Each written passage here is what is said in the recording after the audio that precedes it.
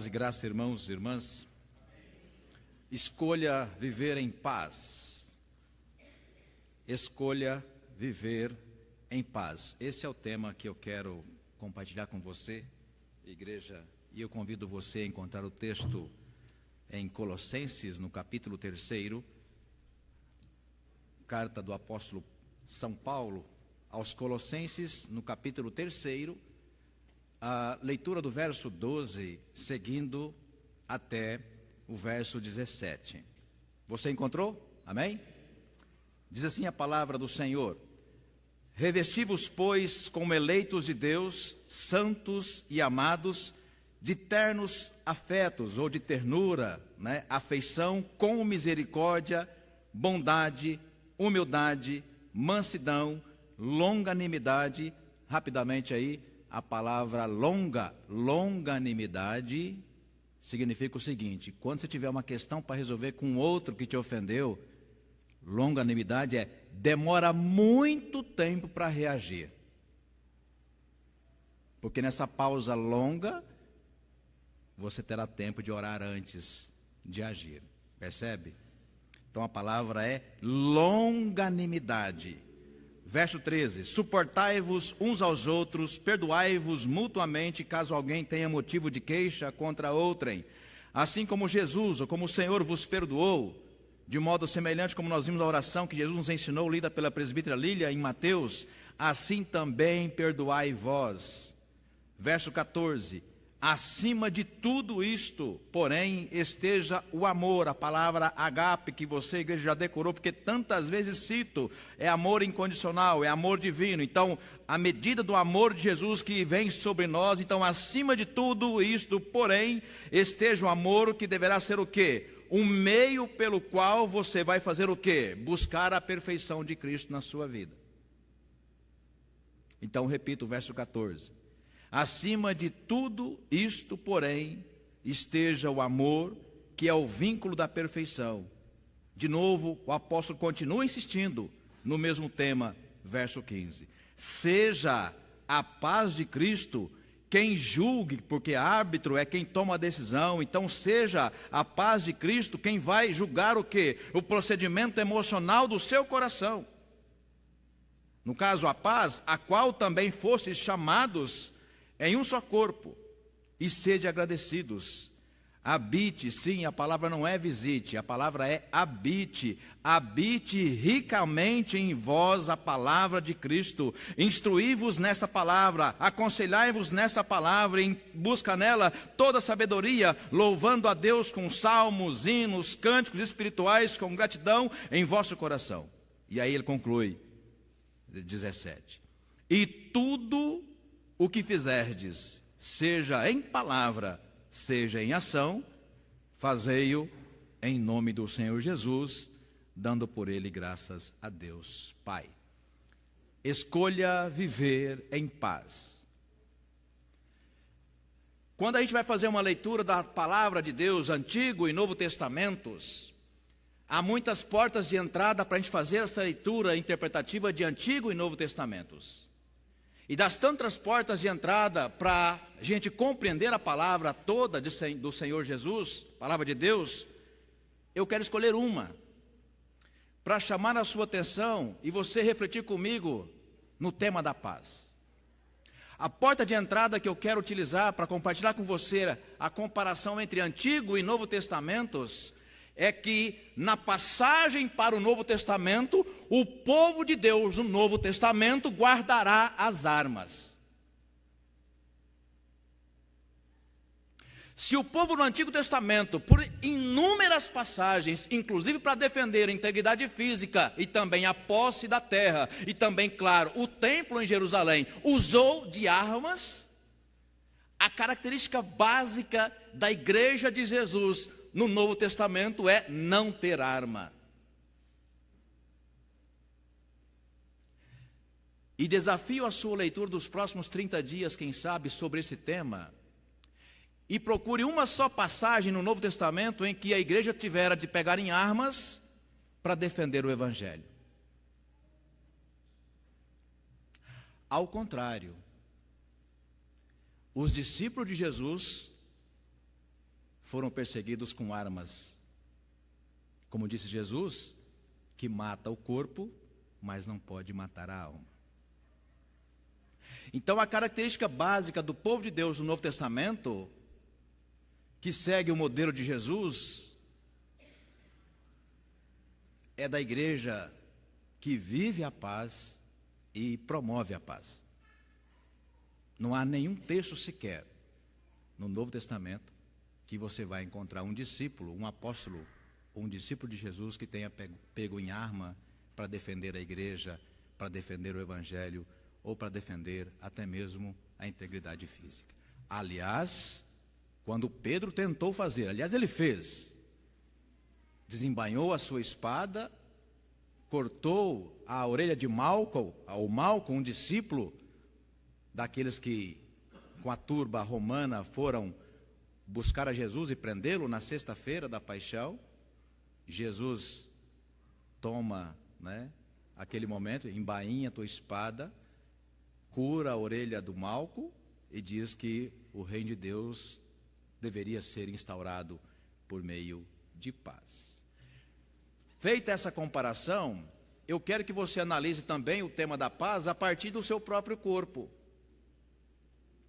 a partir da sua própria psique humana, da forma que você administra a sua visão de mundo, da forma que você administra a sua família, o seu casamento, os seus próprios bens materiais.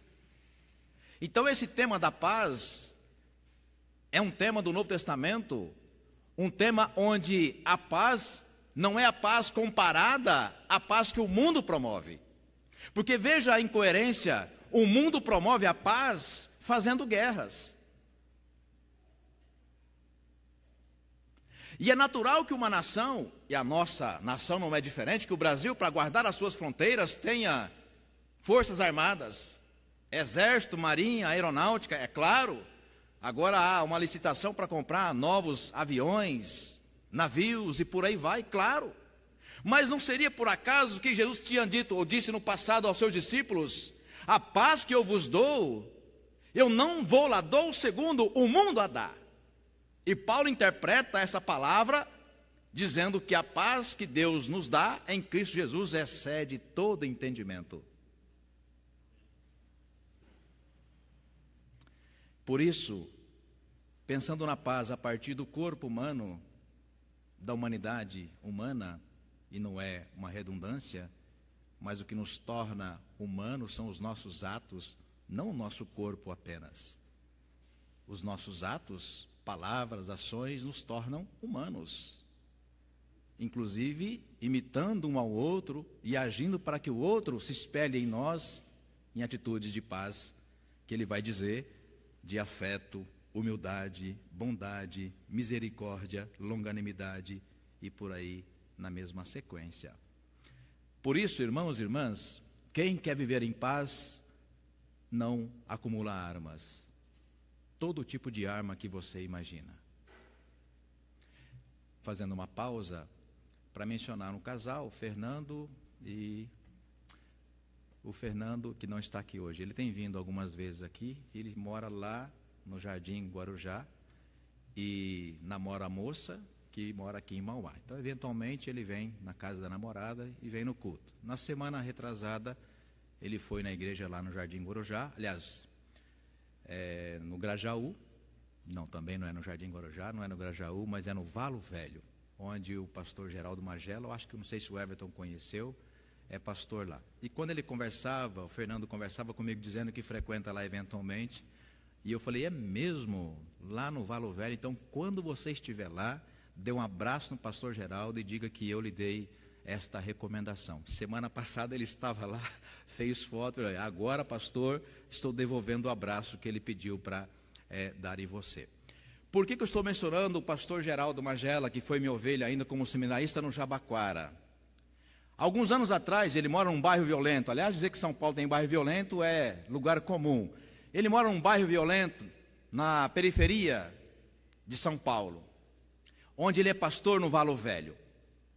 E uma determinada ocasião, depois do culto à noite, ele chegando com a família em casa, ele, a Marli, a sua esposa, que eles não têm filhos, desceu do carro para abrir o portão, quase 10 horas da noite, e aparece alguém para assaltá-lo. Aí, passa para cá, enfim, você imagina a cena. E o pastor Geraldo vai, pega a maleta que havia ali, pertences e Bíblia, e ele sai e de terno. E de repente o ladrão pergunta: o senhor é advogado? Ele disse: não, eu sou pastor. Aí quebrou as pernas do ladrão. O senhor é pastor? Eu sou pastor. Ô pastor, então é o seguinte, pode ficar com a pasta, mas o carro eu vou ter que levar. Eu tenho um colega de ministério que é pastor. Para não falar da denominação do outro, vou falar da nossa mesma, da Igreja Presbiteriana Independente do Brasil. Pastor da nossa denominação, que comprou uma arma. Tente imaginar, se não fosse o pastor Geraldo, mas esse colega que eu estou mencionando para você. Será que o desfecho final seria o mesmo? Quem quer viver em paz, irmãos, irmãs, guarda todas as armas. Todas que você pode imaginar. Inclusive as do corpo, que é o que mais me interessa nessa noite, nessa reflexão. Quais são as armas do nosso corpo? Convido você a observar algumas. Lá no capítulo 3 mesmo, vamos para o começo do texto. Quais são as armas de que devemos, orientados pelo apóstolo Paulo, nos despojar? Porque essa expressão, esse é o verbo que o apóstolo Paulo usa nessa belíssima carta para falar do tema da paz. Então no capítulo 3, iniciando o capítulo, verso 1, portanto, se fostes ressuscitados juntamente com Cristo, uma outra pausa, a ressurreição de que fala Paulo aqui, nós estamos vivos, então não é a ressurreição literalmente deste corpo. Paulo vai dizer, nós morremos para o pecado e nascemos para uma vida nova. Então tente comparar comigo, igreja, nessa reflexão que estamos fazendo juntos. A igreja do Novo Testamento em nada imita o Antigo Testamento. Antes o povo de Deus que defendia as suas posses com armas de fogo, aliás, com espada, não havia arma de fogo, agora o Novo Testamento é perseguida pela própria espada. Então quando Paulo fala, se fostes ressuscitados juntamente com Cristo, buscai as coisas lá do alto, onde Cristo vive, assentado à direita de Deus. Quais são essas coisas? Ele dá a resposta, pensai nas coisas do alto. Segunda pausa, terceira pausa. Ora, pois, será que tem espada à direita de Deus, onde está Cristo? Por exemplo, será que tem arrogância? Será que tem aquela síndrome de Gabriela que estou sempre citando, que você conhece tão bem? Eu sou assim, eu nasci assim. E não tem como eu mudar, então não é convertido. Eu costumo dizer, então vai para o inferno assim. Percebe? Será que lá no céu há essa possibilidade de a gente ficar dizendo, olha, eu sou assim, por isso quando eu falo, eu já falei. Não. O apóstolo Paulo nos convida, nos desafia a um raciocínio de um novo tempo. Tanto que ele fala, olha, morremos para o pecado e ressuscitamos para uma vida nova. Então aquelas armas que a gente trazia até o exato segundo, ou milésimo de segundo, antes da nossa conversão, Paulo agora fala, despojai-vos. Enterra tudo isso. Sabe por quê? Porque você não precisará de nenhuma dessas armas que você traz no seu próprio corpo, na sua consciência, no seu coração, nos seus ouvidos, na sua memória. Paulo está dizendo para você, você não precisará de nenhuma dessas armas para ser uma nova criatura em Cristo Jesus. Verso 2. Pensai nas coisas lá do alto, não nas que são aqui da terra, porque morrestes e a vossa vida está oculta juntamente com Cristo em Deus. Quando Cristo, que é a vossa vida, ou seja, o sentido de você estar agora vivendo é Cristo, se manifestar, então vós também sereis manifestados com Ele em glória. Fazei, pois, morrer. Atente-se, igreja, para essa palavra escrita a partir de agora do segundo bloco. Fazei, pois, morrer o quê? A vossa natureza terrena. O que é a nossa natureza terrena? Esse nosso corpo mortal, que será morto, enterrado, sepultado e apodrecerá. E no dia da ressurreição, da volta de Cristo, nós ressuscitaremos com Cristo, mas num corpo glorificado. Amém? 1 Coríntios, capítulo 15, Paulo fala sobre isso.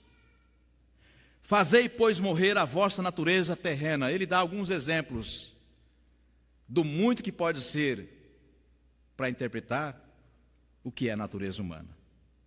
Prostituição, impureza, paixão orgulhosa, desejo maligno, avareza, doente por dinheiro, que é a idolatria. Por essas coisas é que vem a ira de Deus sobre os filhos da desobediência. Ora, nessas mesmas coisas vós andastes o quê? Lá no passado, antes que você fosse morto para o pecado, renascesse para uma vida nova. Noutro tempo, quando não vivíeis nelas. Agora, porém, vem a expressão que ele fala: joga fora tudo isso, despojai-vos igualmente de tudo isto. Que mais? Ele continua dizendo, não está falando de espada, até porque isso é óbvio. Ele está falando, igreja, presta atenção nisso, das armas que a gente guarda aonde? No coração, na memória, nas mãos, no olhar, nos ouvidos, nos pés. Como assim pés, pastor? Sim, os pés que nos levam para caminhos que não deveriam nos levar. As mãos que ao invés de abençoar, amaldiçoam. Palavras, ouvidos, olhares.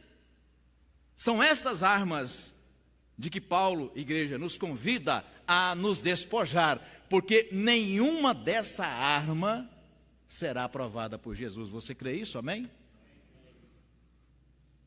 Nenhuma dessas armas. Verso 8.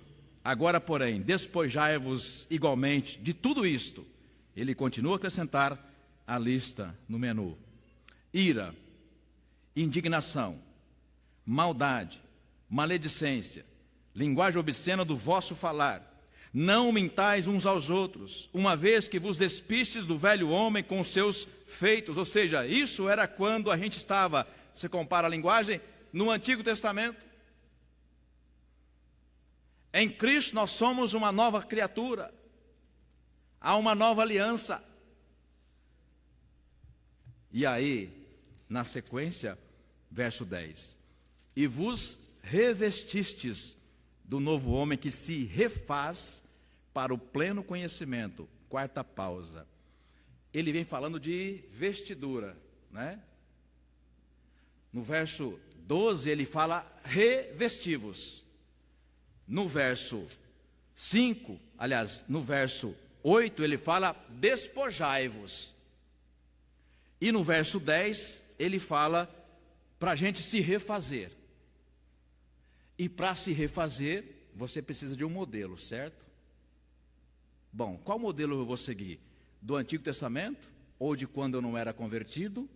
Não. Daquilo que você tinha, presta atenção no que eu vou dizer para você, daquilo que você tinha consciência, já que se você se converteu na sua fase adulta, daquilo que você carregava antes da sua conversão, tudo que você tinha, Paulo fala assim, olha, joga tudo fora, você não vai aproveitar nada. Sepulta isso. Você vai nascer para um novo tempo. O tema do novo nascimento, seminarista Rafael, que Jesus tentou falar para Nicodemos em João 3, ele não demorou a compreender. O novo nascimento. Uma nova criatura. E para você se refazer, já que você perdeu, fez imagina, sem fazer backup, fez ali como é que é o nome que fala? Né? Apaga tudo que tem no computador. Limpa tudo e joga tudo fora, não põe na lixeira não, e nem abra também um segundo compartimento, não, limpa tudo, joga tudo fora.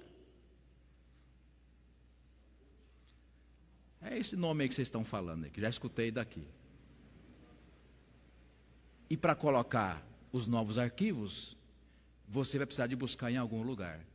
Quando Paulo fala, joga tudo fora, despojai-vos desse velho homem que você não vai aproveitar nada, para você se refazer uma nova criatura, você precisará de um modelo. Olha que coisa linda, ele faz exatamente nesse verso de número 10. Ele fala: revestivos do novo homem que se refaz para o pleno conhecimento, segundo o quê? Ele fala segundo a imagem. Imagem de quem? Daquele que o criou.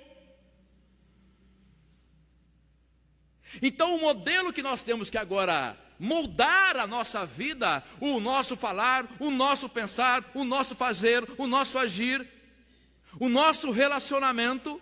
Por isso que ele vai dizer: olha, no que depender de vocês, escolha viver em paz. Essa precisa ser uma escolha sua. Ah, mas o outro, esqueça o outro. Essa precisa ser uma escolha sua, até porque a nova criatura é você.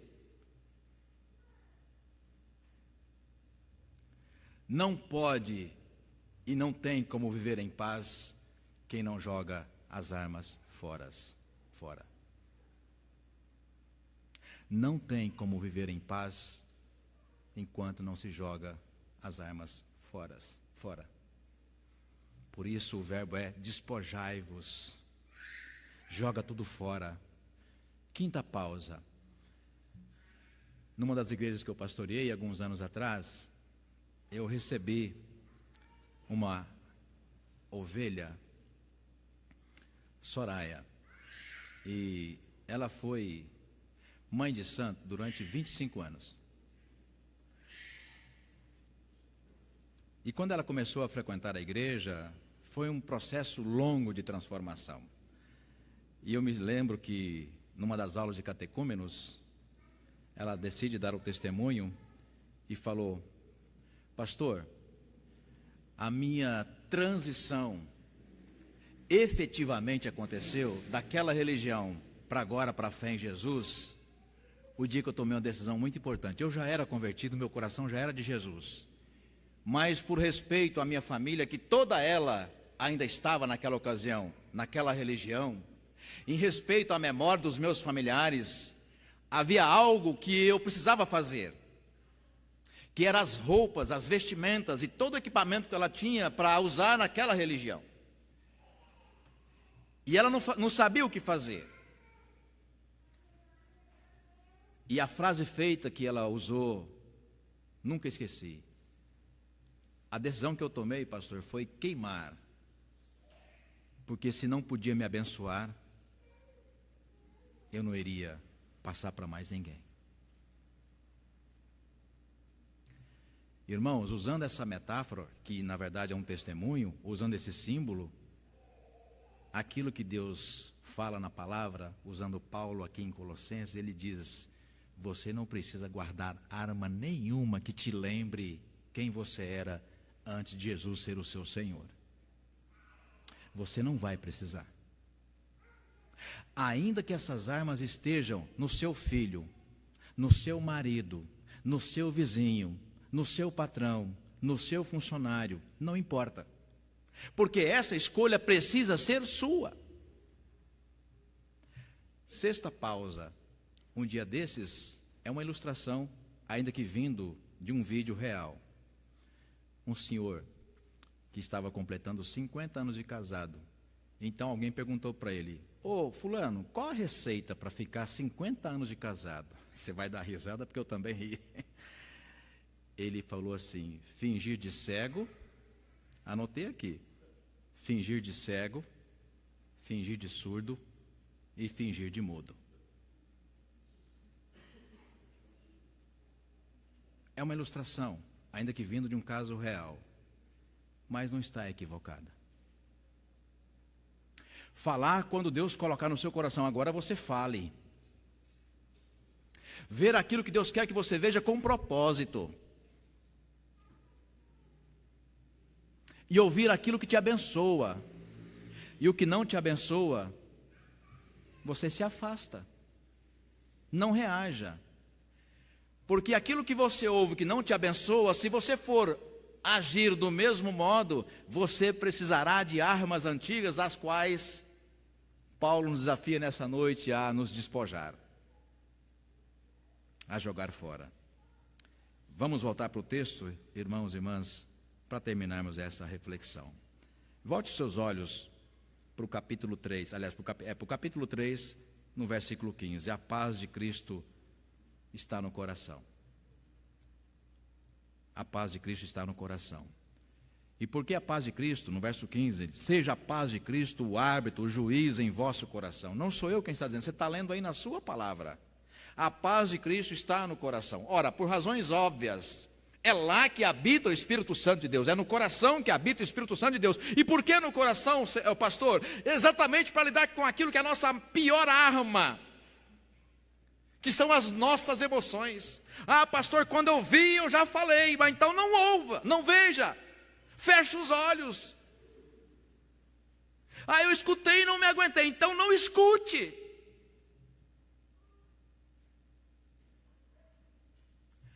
Numa palavra mais dura, em Mateus 16, se engano estiver, numa metáfora, Jesus diz assim: olha, se os teus olhos te fazem te fazem pecar, arranque-os, porque é melhor você entrar cego nos céus, do que tendo os dois olhos e ir para o inferno. Ele diz: se o teu pé te faz pecar, arranca-o, porque é melhor você entrar maneta, ou aliás, perneta no céu, do que com os dois pés ir para o inferno. Claro, é uma ilustração que Jesus, uma metáfora que Jesus está dizendo, mas o que nós compreendemos disso, no que depender de nós, nova criatura em Cristo, devemos fazer de tudo para viver em paz. A paz é uma escolha pessoal. Ah, pastor, mas está me fazendo de bobo. A paz é uma escolha pessoal.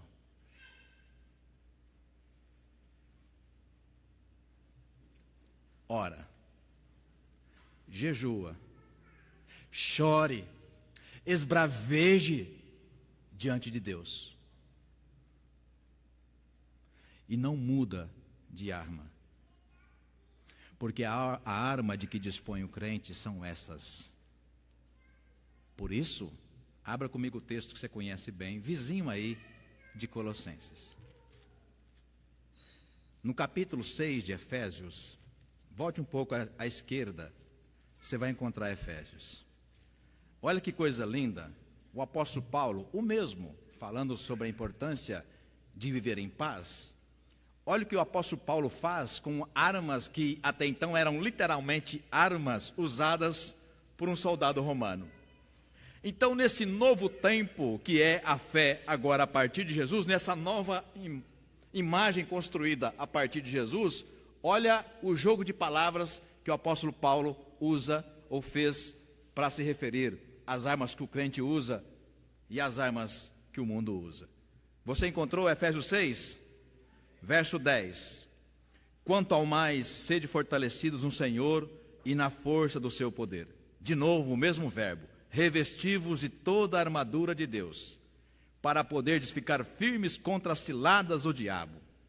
Quais são, pastor? Por exemplo, nessa reflexão que estamos fazendo, ele usa quem está a nosso redor. Viu, meu xará? Não há dúvida. O coração que não é habitado pelo Espírito Santo é naturalmente ali um espaço onde o hospedeiro do mal vai se colocar. Então ele vai usar o seu marido, a sua mulher, o seu filho, o seu cunhado, enfim, quem tiver que usar, porque o objetivo dele é o quê? É destruir a sua paz, ou pelo menos tentar destruir a tua paz. Então Paulo diz, olha, o que fazer para resistir às investidas do inimigo? Quais armas a gente vai utilizar? Verso 12, porque a nossa luta não é contra sangue e carne, ou seja, não, o assaltante ele pode tirar a sua vida, mas não pode tirar a sua alma, ele não vai apagar o seu nome que está escrito no livro da vida. E é essa mensagem que Jesus trouxe no Novo Testamento. Por isso a igreja primitiva não precisou dessas armas. Porque a nossa luta não é contra sangue e carne, e sim contra os principados e potestades, contra os dominadores deste mundo tenebroso, perdido, contra as forças espirituais do mal nas regiões celestes. Portanto, tomai toda a armadura de Deus para que possais resistir no dia mau e depois de terdes vencido tudo, permanecer inabaláveis. Estai, pois, firmes, cingindo-vos, de novo o mesmo verbo, cingindo-vos com a verdade, vestindo-vos da couraça da justiça, calçai os pés com preparação do evangelho da paz. Então, olha, couraça, a couraça que o soldado colocava, órgãos vitais, peito e também na região, rins e baço, onde a espada chegava, couraça. Então, olha, que couraça é essa? Ele fala, é a justiça. Depois ele continua, verso 15, calçai os pés com a preparação do evangelho. A sandália é o evangelho. E evangelho do quê? O evangelho da paz. 16, embraçando sempre o escudo. O escudo, ele fala, fé. Com o qual, ou seja, com esse escudo que é a fé, com o qual podereis apagar todos os dardos inflamados do maligno. Tomai também o capacete, aqui, capacete romano, ele fala, a salvação. E a espada que vai ferir, ele escreve aí, Everton, com letra maiúscula, é o que? Espírito, é o Espírito de Deus. Olha a espada, é o Espírito de Deus, que é a palavra de Deus.